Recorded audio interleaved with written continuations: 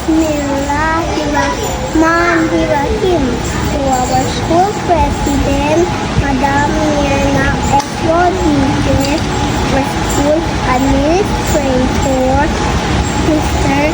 Amir F. Rodriguez, association and non-teaching staff. Guests, parents, and schoolmates, good morning and assalamualaikum.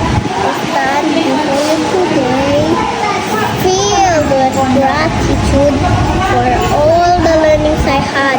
Allow me to acknowledge everyone's hard work to this institution.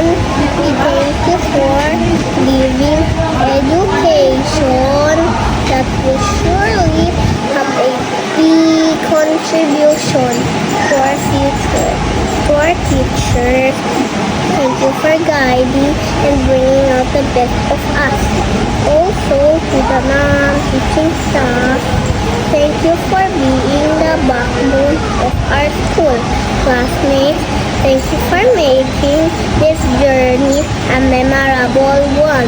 Beyond the textbook, what I learned the most is that anything is possible if someone believes in you.